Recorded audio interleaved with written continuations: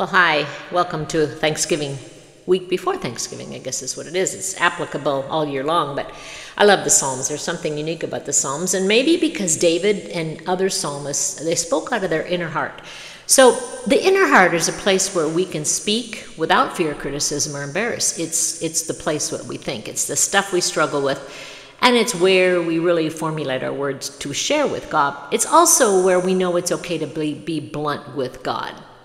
Now, how does that tie into Thanksgiving? Well, Thanksgiving isn't always a holiday of thankfulness for a lot of people. Some struggle with that reality of a vacant chair, now empty because of sickness or death or gaps. And gaps are left from lots of things, but misunderstandings or friendships that just fall apart. Yet, Thanksgiving comes and goes, and we often focus on smiling and putting on a thankful face, and our heart is stuck in the mud of frustration. So we spend so much time making others feel good about Thanksgiving that our hearts are tired, our kitchen chaotic, and our attitudes quite a bit cranky. Well, maybe that's just me. Sometimes that's the way it seems. I wanted to look at Psalm 100. Psalm 100 takes us on a different walk regarding being thankful. It's not about others, it's about our walk with God.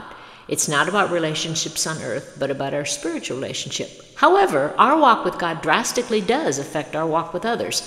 Now, I really probably am partial to the Message version, and especially the way Psalms 100 lives out in Message. So on your feet now, applaud God. Bring a gift of laughter. Sing yourselves into his presence. Know this, God is God, and God, well, he's God. He made us. We didn't make him. We're his people, his well-tended sheep. Enter with the password, thank you. Make yourselves at home talking praise. Thank him, worship him. For God is sheer beauty, all generous in love, loyal always and ever. Now, I love to clap and I love to applaud, and we jump to our feet to applaud things that we love, like soccer or football or concerts or when someone wins a big award. Why not simply applaud God?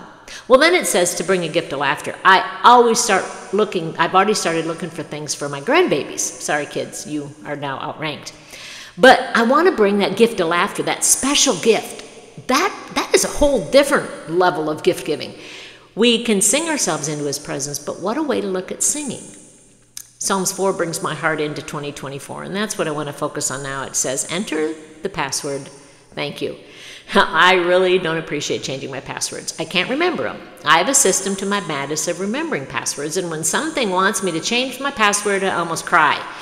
In the modern culture of technology, passwords are what let us in. It's the key in. Our society has to enter our shopping, our banking, our email, our Facebook. Passwords have become very crucial.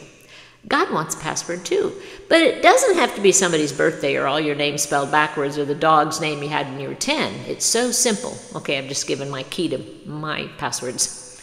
The key to entering the door, to walking to God, is just to say, thank you. Then it goes on to say, make yourselves at home talking praise. Well, when I make myself at home, I take my shoes off, I throw my coat on the coat hanger, I plop on the couch, I put my feet up on the coffee table. I relax, I smile, I let myself be me because I'm home. And that's what the psalmist says, to try to make myself at home, to be myself by talking praise, to thank him, to worship him, to be at home in his presence, not simply to be thankful, but to say thank you.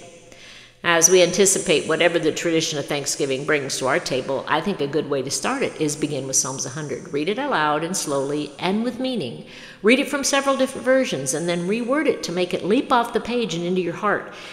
Then take it one step farther and begin to say thank you. Thank each other.